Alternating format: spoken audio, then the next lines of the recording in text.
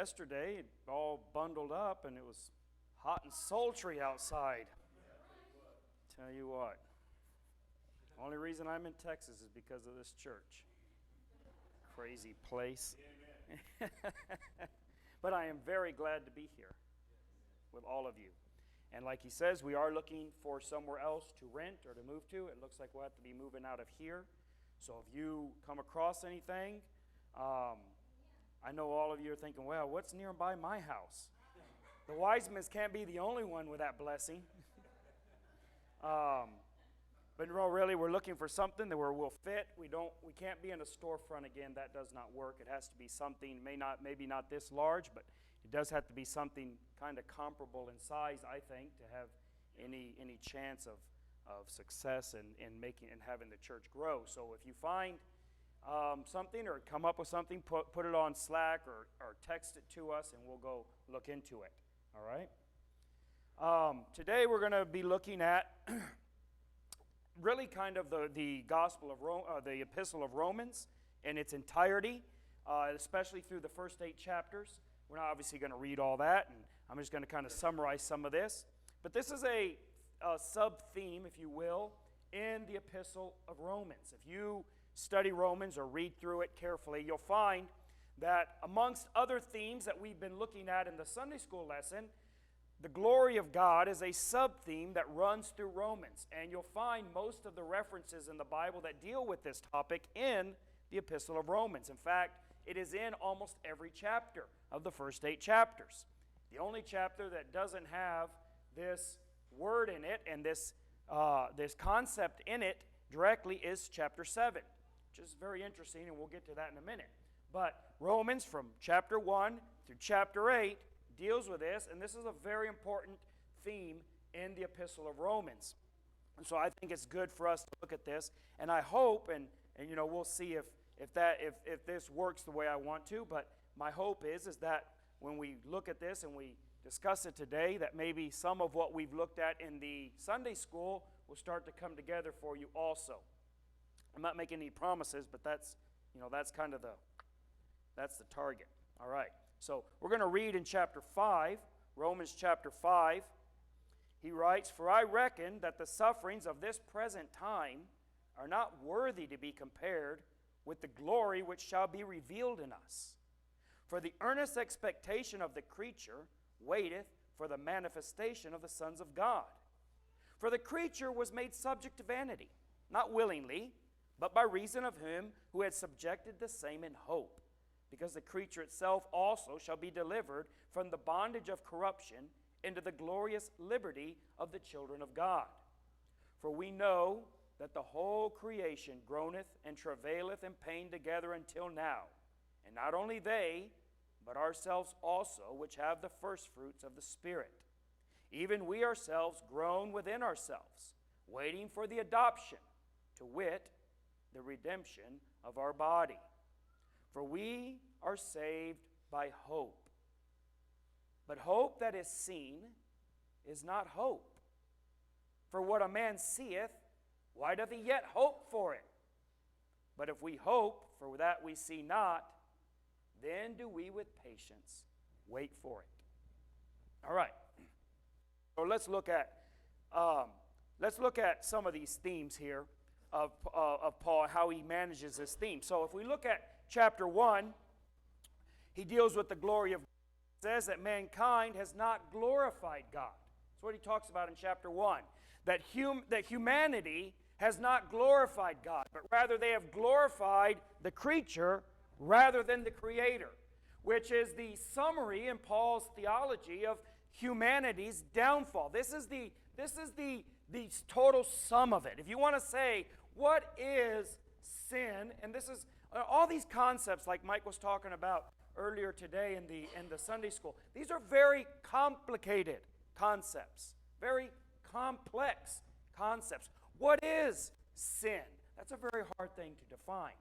And when you think, and when people glibly retort and say, well, these are simple. That's hard. That's not hard. That's easy. Everybody knows this. Well, just because everybody knows something does not make it simple. That doesn't make it simple at all, right? And what everybody knows many times is often wrong.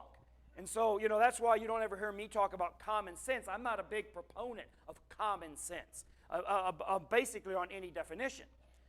But these are complicated things. And when you sit down and say, okay, see, because like I've told you before, our mind, it plays tricks on us. Our mind does not like to think. Our mind is hardwired to conserve energy. It's a good thing, too, because if not, you would think yourself to starvation. We would all be so skinny we would die. Because you could actually think yourself skinny if you worked hard enough at it. But we don't think. We do everything but think. That's why most people, when they speak in cliches. Because you don't have to think about them.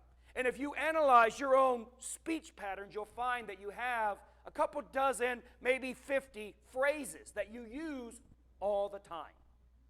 You don't have to think about them. You don't have to do that hard, energy-consuming, labor-intensive process of thinking. You can just utter a pre-canned sentence that is close enough to be good enough. And that's how we tend to communicate. And that's why you got to be very careful by reading too much into what people say, because they're not really thinking about it. They're just talking. And they're saying things that they say all the time, and they're hoping that you will accept that that is close to what they're trying to say. Because to actually sit down and really think about a really precise answer is extraordinarily difficult. And if you don't think so, then I encourage you, go home today, sit down, and write a definition for all these simple things. What is sin? Not a cliche definition, not something you saw in a meme on Facebook. A real definition. It doesn't even have to be right. It's not about whether it's right or wrong. It's about the discipline, the effort required to actually define these things. What is sin? What is love? What is grace? What is mercy? What are these things? They're very, very hard to define. Extraordinarily difficult to define. Well, I think Paul kind of comes close to what he is conceptualizing as sin. And what he is basically saying is that sin is taking what belongs to God, giving it to someone whom it doesn't belong to. It is taking, more precisely, the glory that only belongs to God and giving it to others. And this is how he, in chapter 1, basically comes down and summarizes what is the problem with paganness, with humanity. And then he goes on to chapter 2, and he explains that God is going to render glory to those who patient continuance and well-doing seek after it.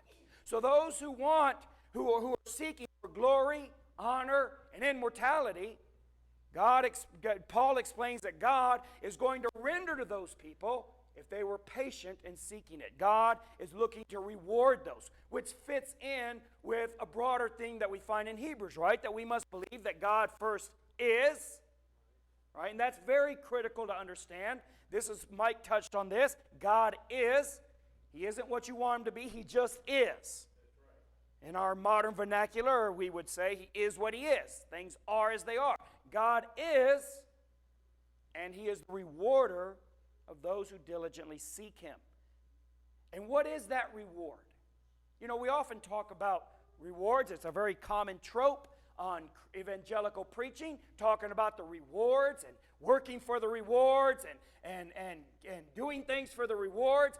And it's a common theme. But what is that actual reward? And we like to think, well, they're crowns. But surely you know that that's metaphorical, right? I mean, God doesn't actually have a crown factory in heaven where they're being hammered out, right? I mean, you understand that, correct? That's not what he's saying. Well, for instance, when Paul says, you are my crown, what does that mean? I mean, there's plenty of evidence that this is not meant to be taken physically. This is a metaphor saying there's something. And in the Bible, crowns always are metaphorical. When we talk about the crown of England, we're not actually talking about that hunk of gold. It's something else. It represents something. There's actually a figure of speech called a synecdoche, when that's what that means. Or you take a part of something and you use it as representative of the whole. And so it's a figure of speech, it's a metaphor, it doesn't mean it's not real. And that's where I know some people may be a little queasy when they hear us talk about models and metaphors and things like that in this church, because they think, well, what you're saying is none of these things are real. No, they are real. They absolutely are real. They're just not what you think they are, right? They're just not what you think they are. They're spiritual. Spiritual does not mean not real. It means not physical. So how do we represent and how do we explain and how do we talk about things that are spiritual, therefore not physical? Well, the only way we have to talk about them is by applying physical words to them. It's the only way we have to discuss these things, because that's all we understand is what is physical. And so when we read the Bible, for instance, Revelation, I think is a really good example of this. We find a book that deals with what John sees in heaven, which is a spiritual vision of spiritual things. They do not exist temporally. They do not have matter. It is a spiritual existence. And how does he describe them? With animals and horns and crowns and colors and types of materials, metals and stones. These are all things. Is there actual diamonds in heaven? No. It's missing the point of what he's trying to say. What he's saying is that when we look at spiritual things, and if we could see them in such a way, they would resemble this. It doesn't mean that they're not real. And so here Paul gives us some insight into what exactly the reward is. And the reward, according to God, is glory, honor, and immortality. It is not mansions. It isn't crowns, as physically would be put, like you're actually going to wear a crown, and how many crowns am I going to have? That's not what he's saying. What the reward is that you ought to be looking for, and you should be looking for this, is glory, honor, and immortality. And God delights himself in rendering to those who, through patient continuance and well-doing, seek those things. In chapter 3, Paul talks about that God is glorified regardless of mankind's behavior or reciprocity towards him. Even when Paul sins, he says God is glorified. And this is something I think that we have to comprehend about the entire fabric of reality. Everything in the world and everything in the universe and everything that God has done is really about one thing. And you're not going to like what it is, because it's offensive. But it's all about him being glorified. Now, we want it to be about us, which I don't see how objectively that's less offensive. See, it's not that you're so selfless that you're like, well, I can't stand a God who'd be so egotistical. Obviously, it's all about me. Objectively, that's actually not any better. In fact, it's much worse. Why is it okay for God to do everything for him to be glorified? Because he does. That is his motivation. I know some people want to say, well, God's motivation is that he loves me. No, that's actually not his motivation. I'm not saying he doesn't love you. That is beside the point. God's motivation throughout the entire Bible is one thing. I challenge you to look it up. Do some research. God has one motivation, one primary, first cause motivation throughout all of history and all eternity, and it is he's going to be glorified. Because we all have to glorify something. Do you realize that a hammer glorifies its inventor? That's right. When you take a hammer and you hit a nail and the nail goes into the wood, that is a testament, that is a glorification of whoever invented a hammer. Right. The hammer doesn't have to want to glorify it. It does, because it serves a purpose. It serves a greater good. And everything glorifies something. Everything does. But who does God glorify? Well, he glorifies himself. Because there is nothing greater. That's the end of the line. Everything glorified. That's why you have all these little poor people walking around celebrating millionaire athletes when they win, like when the Spurs win the title. And they glorify the Spurs. I don't get it exactly, but it's like a big thing for the whole city. It's like a major event. Oh, the Spurs won. And they glorify that because somehow this serves some purpose in their life. This fulfills something for them. We all have this innate need to glorify something, which is, according to the Scriptures, what we should be glorifying is God. That's what we should be glorifying. But God, in a sense, serves a purpose. And His purpose is His own. And the glory that He seeks is His own. And what He says is that everything that happens serves His glory. Now, Paul gets into a very complicated discussion over what that means for us. Because he says, well then, if my sin glorifies God, well then the logical conclusion would be that I should keep sinning, so God can keep being glorified. And he says, no, it doesn't work that way. And yet, even when I sin, God is glorified. It doesn't excuse me. It doesn't give me license to do what I shouldn't. And yet he says, it doesn't matter what the Jewish people did. He says, did the Jewish unbelief render the faith of God void, without effect? He says, no, it did not. Because God is glorified at all times. That is the motivating factor of what God does. Everything He does for His own glory. Like I say, that's offensive to us. I don't like to hear that. I don't like to think about that. I want to think that God planned all eternity around me. But you do understand how silly that actually is when you say it out loud. Of all the billions of people, everything was planned around you. He had a plan for your life. That was it. That's the sum of salvation. Well, that's pretty silly.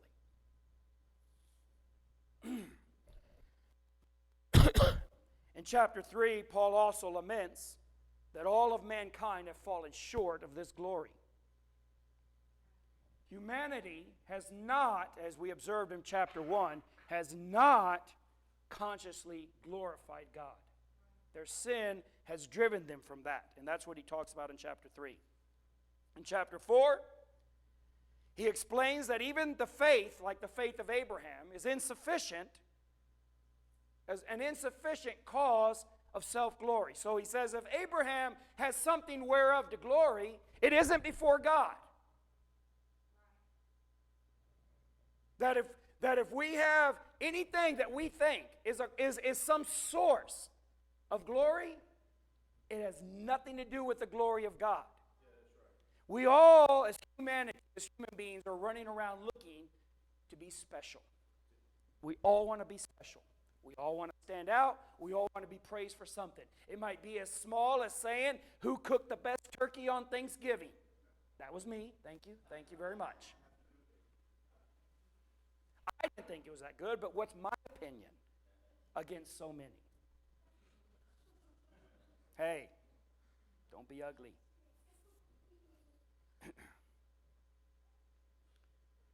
And so we look at things we do and we think, well, maybe this is my path to this glory. Maybe this is my path to this prize. What Paul teaches in chapter 4 is that there is no path to that. There is no selfish path by which you're going to be glorified. That anything you have to glory of will not be before God. You may glory, the Spurs may run around when they win and be glorified, or the Chiefs or the Cowboys or whatever team you root for, and when they win they say, well, now we have something that will never fade away. Thank you. And maybe it won't. Maybe for all the annals of history, everyone will remember when the Cowboys won the Super Bowl. But God is not interested or impressed. That is not something He cares about. And I know we're being a little silly there, but it goes for anything we are trying to find glory in. That's why Abraham left all that and struck out on faith. Because if you're going to please God, you must believe that He is, and that He is the rewarder of those who diligently seek Him. You don't come to God with glory, you come to God for glory.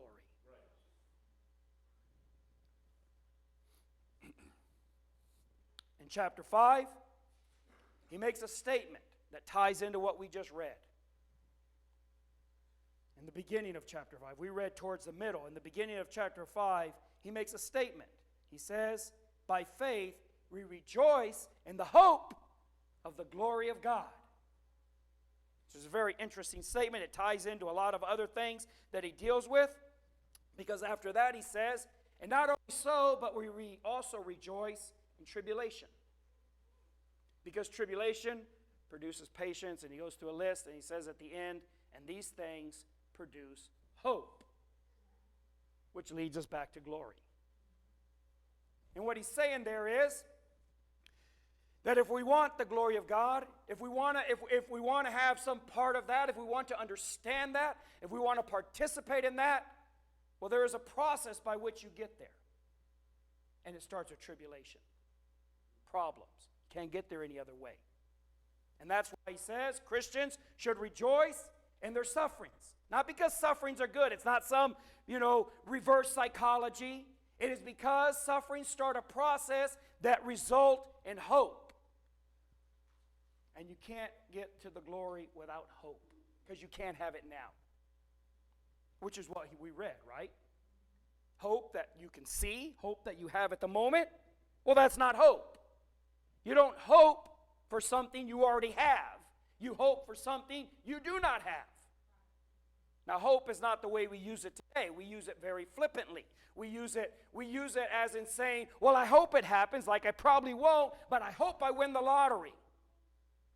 The chances of it happening are extremely slim, and so all I have to do is hope for it. I mean, that's fine, but that's not the way the word is used in the Bible. That's not the actual technical definition of that word. Hope is a confident expectation. When a soldier is in the middle of a fierce battle, and it's dark and cold, and he doesn't think he's going to survive the night, he hopes for the sun to come up in the morning. Now, it's not that he's uncertain that it will. He's not saying, well, maybe tomorrow will be the first day in history the sun has never come up. That's not what hope means, right? It means he anxiously awaits what he knows will come to pass. And that's what hope is talking about in the Bible. When it talks about we're saved by hope, it is not an uncertainty. It is the opposite of that. It's, yes, I don't have it, but I have no doubt that it is coming. I have a complete, confident expectation of it. When it talks about hoping for things in the Bible, you have to understand that's what he's talking about. We should live our life in hope, confident expectation. When the apostles talked about hoping for the coming of Christ, they weren't saying, I hope he really does come back. They were saying we are confidently expecting that return. It is as sure to happen as the sun coming up in the morning. In fact, it's often equated with that. That's actually a metaphor in the Bible for his coming. When the day spring shall arise in our hearts, he says. Now, in chapter 6, Paul says that he teaches that our new life is to glorify God. That's what our new life in Christ is about. It's about glorifying God now. And that new life is from the same power we receive it. It is given to us by the same power that raised Jesus from the dead and has the same effect. And I don't know if you realize what the implication of that is, but what he is saying is that God is as glorified by the resurrection of Christ from the dead as he is from you living that out in your life through your works. You know, we often think of the resurrection as being this amazing thing, and it is. There's no doubt. In fact, without the resurrection, there is no Christianity. That's right. It is an amazing thing. And yet Paul says in Romans and in Ephesians even more clearly that the power that God used to raise Jesus from the dead is the same power that He used to forgive your sins. And when we live a life that is consistent with that forgiveness, when we live a life that is of that type of good works, we glorify God just as the resurrection glorified God. It is the same glorification to God. It's the same power.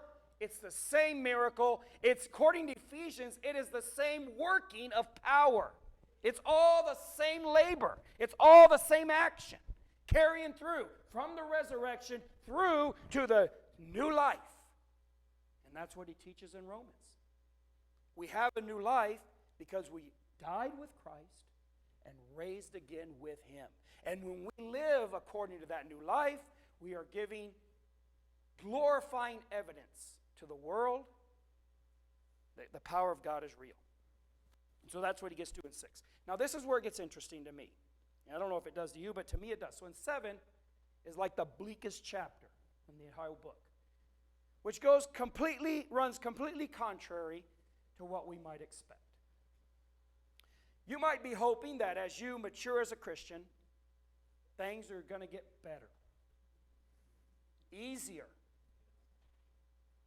That life is just going to start looking up. You're going to turn the corner and it's going to, you're going to reach what the Wesleys were talked about, that spiritual plateau where temptation just melts away and holiness is at a short arm's length away. It's just, everything just becomes easier. It's going to get easier. And yet, as we look at the Odyssey that Paul describes in the book of Romans, it is completely the opposite. It just keeps getting bleaker. When we get to chapter 7, it's a terribly bleak outlook on Christianity. How does he basically end the chapter? You know. The things that I don't want to do, that's what I do. The things that I do want to do, I can't do. Because I find there's actually a law. There is a hard constraint within me that does not allow me to do what I want to do, and that forces me to do the things I don't want to do, and I'm a miserable man that I am. It's just bleak, and there's no glory in chapter 7. None at all. He doesn't even discuss it. Very interesting. And then that brings us to chapter 8. And chapter 8 is a whole different outlook on things, because it's the reconciliation of all this. In chapter 8, he reconciles all of this. And the reconciliation of this, well, it's a little complex, but the reconciliation of this is that he says that what we have to realize is that everything we think we have, and we've gone through this in Sunday school, we don't actually have it. And so it causes a little bit of a problem. Makes us expect something that we shouldn't expect. It makes us confident in something we shouldn't be confident in.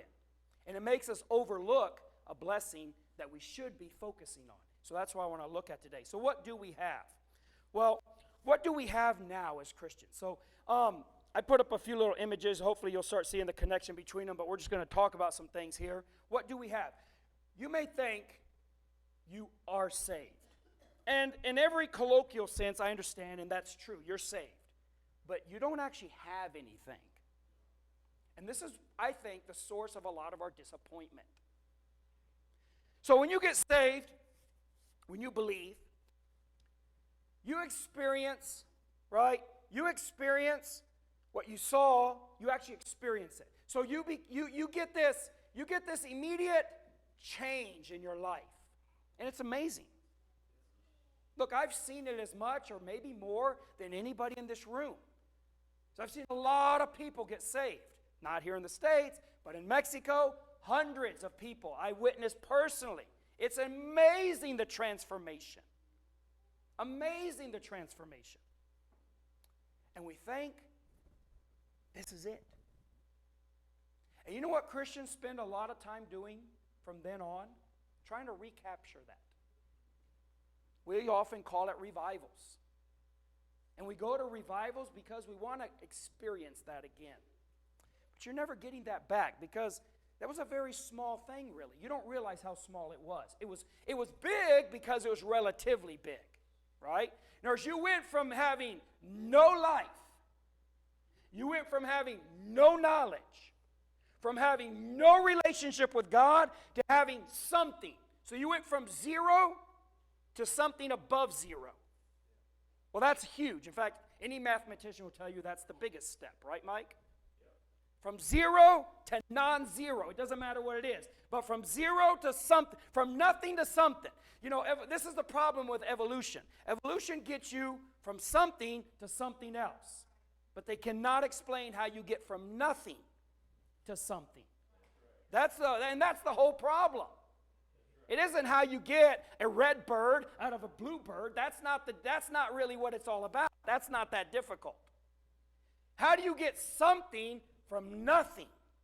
You went from nothing to something. Now, it wasn't very much. You thought it was a lot because you were at nothing. And now you're at something. You're like, woo! I can imagine the first guy that ever got on something that went a little faster than you can run. They must have thought they were flying. Yeah, that's right. But you actually weren't going that fast. And you very quickly realized this isn't going that fast. We could certainly go a lot faster. And mankind has, for ever since they began, has been trying to get faster and faster and faster and faster. You went from zero to non-zero instantly. And it felt amazing. But don't overestimate what that actually was. So, what wasn't it? Well, it wasn't a complete deliverance from sin. You still have that problem. In fact, you have it just the same. That's what Paul says. And in some way, you could say the problem is exacerbated because you're more aware of it now. He says, when the law came, sin revived, and I died. That's what he says, right? That's chapter 7. When the law came, sin revived, and I died. And I found that what was meant for life turned out to be to death. I'm miserable. Everything we thought we got that was going to make everything easier, we find actually made a lot of things harder. You're like, wow, I had a transformation in my life, and now I know that almost everything I've ever done is wrong. This has just made everything harder. You don't think that's what happened? You think that somehow you got something other than that? No, you didn't. I'm not trying to make you not want to be saved. Maybe some of you are thinking, man, I think I'll, it's we're near Black Friday. I think I'll go to the line of returns then. But you need to be realistic about what this actually meant. Yeah, you said, oh, I got a new family. Well, it's true, you did. But you lost a lot. I know Christians that actually lost their entire family. Kicked out, disowned. There's Christians that lose their life because they get saved. This idea that somehow it's all positive, that is not an honest representation of what happened when you believe the gospel. And then we spend so much of our time trying to recapture that, thinking that somehow we lost something back there. When I got saved, I didn't have all these doubts. I didn't have all these temptations. I didn't have all this problem with sin. I didn't have all this problem with the flesh. If I could just go back and find what I lost. You didn't lose anything. You didn't. In fact, you're better off now than you ever were.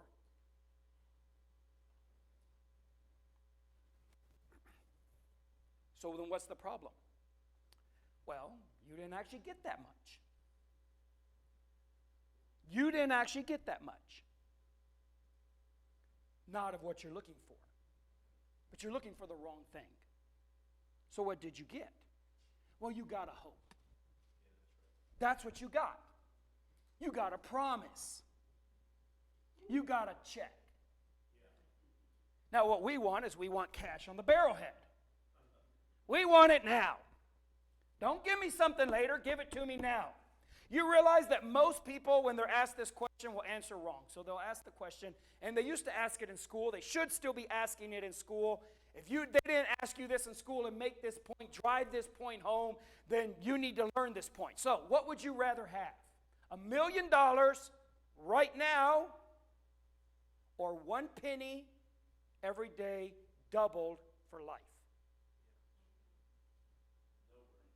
No brainer. $1 million now, Daniel says. Forget the penny. The story goes like this. Rich man, a ruler in India, wanted a new game, the best game, the greatest game ever invented. And he promised great treasure, great reward to anyone who could come up with such a game. And a lowly peasant comes in one day, and he presents the game of chess. Greatest game for some people ever invented. It is an amazing game. Turns down the reward and says, what I want is 1 grain of rice doubled for every square on the board, 64 squares. So on the first square, you're going to put 1 grain of rice. On the second square, you're going to put 2 grains of rice, and then 4 grains of rice until you get to the 64 squares. That's it.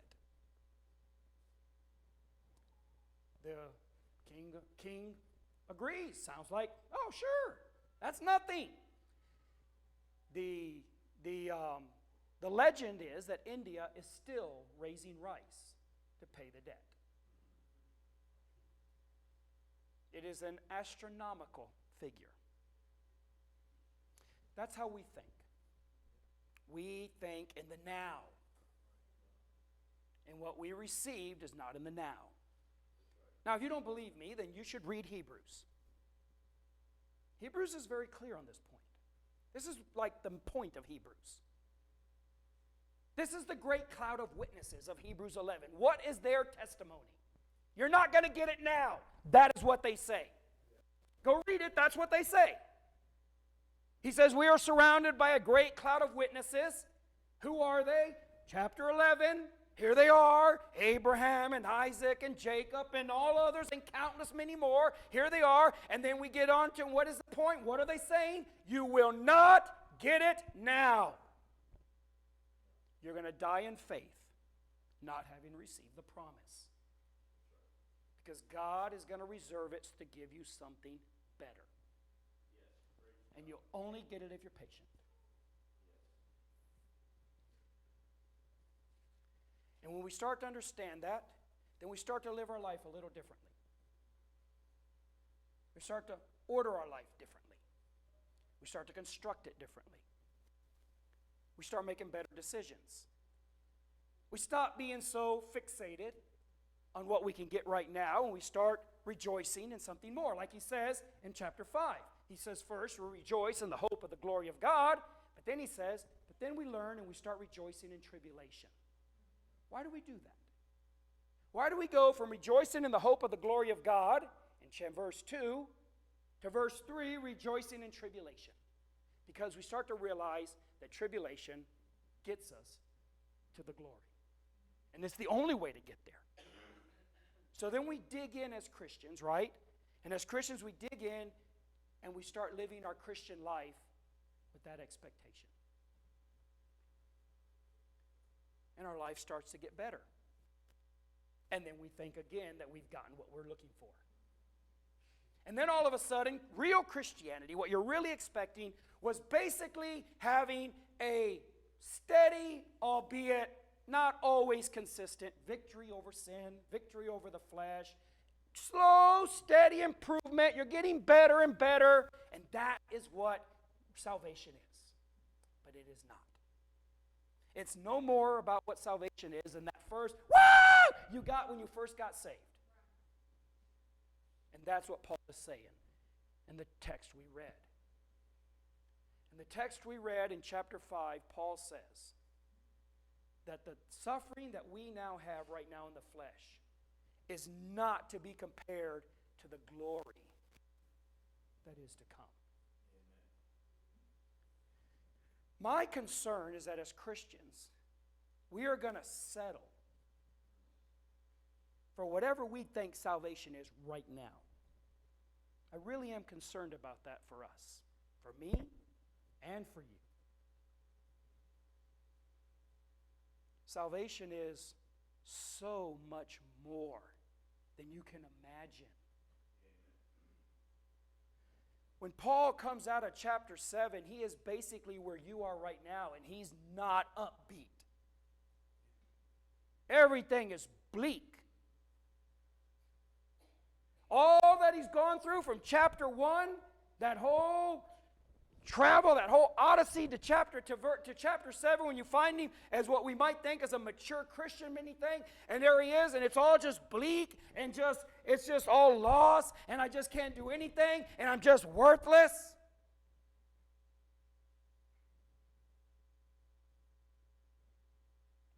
I think Christians find themselves there because they don't realize that what God has effectuated for us on our behalf is in orders of magnitude greater than anything you have or can experience. We shouldn't be trying to recapture some feeling we had when we got saved. That is not what we should be looking to do. We should be looking forward. We are not saved in retrospect. We are saved in hope. And what is that hope? It is the hope of the glory of God. Are you looking to be a little better than you are? Are you satisfied with being a little better than you were yesterday? Well, you're going to find yourself in chapter 7 very quickly. Miserable, dejected, discouraged. Throw in the towel. I've worked 30 years at Christianity, and the other day I did a sin that was just stupid that any Christian should be able to withstand. That's where you're going to find yourself. That's where I'm going to find myself all the time. That isn't what we're supposed to be hoping for. We have a hope that is so grand. I don't have the words to describe it. Paul doesn't really, I think, have the words. So what he says is, it isn't to be compared with the glory that will be revealed in us. When I tell you you aren't saved now, in a technical sense, you don't actually have it right now in your hand, that shouldn't offend you. That should be a relief. Because if what we have now is salvation in a technical sense, it's not that great. I have to tell you, it's not that great. But what if what we have now is just a little model of it, a little sample of it, a little hors d'oeuvre, a little taste? Just a little bit. What you experienced when you got saved, that amazing transformation that you thought, when you went from nothing to something, from dead to life. What if that was just like a tiny morsel on the end of a tiny toothpick? And that what awaits, what is out there in hope, is orders of magnitude greater and deeper and fuller and richer. Then what are you going to live for? Well, Paul says, I'm living for the hope. I'm not living for the hope of a mild victory over sin. I'm living for the hope of the glory of God, that God's very glory is going to be revealed in me. I'm going to be transformed. That's what we should be living for. That's what Paul, that's the underlying theme in Romans 1 through 8. I would encourage all of you this week, read through Romans 1 through 8. Follow all of these times he talks about glory and how he develops this theme. And how he gets to the point in chapter 8 to tell you, that is what you should be living for. That is what you should be looking forward to. And when you look at your life and you say, it's not what I expected, of course it isn't. That's what Hebrews says. You haven't gotten what you expected yet. If you had, you wouldn't be hoping anymore. That's right. You're living in hope because you haven't received anything. But that's good. That's real good. Because otherwise, we're very disappointed. Let's pray and let's conclude for today. Dear Father, we're very grateful and we're very thankful for what you've done for us, for how you have blessed us, for your tremendous mercy towards us. We're thankful that what we have now is not what we're hoping for. Thank you, Lord Jesus, that the life we now live is not the one we really want. There's a greater hope out there. That cloud of witnesses gives testimony to it. We thank you for their consistent and faithful testimony towards us. Father, I ask that you'd give us all the faith to live for that blessed hope.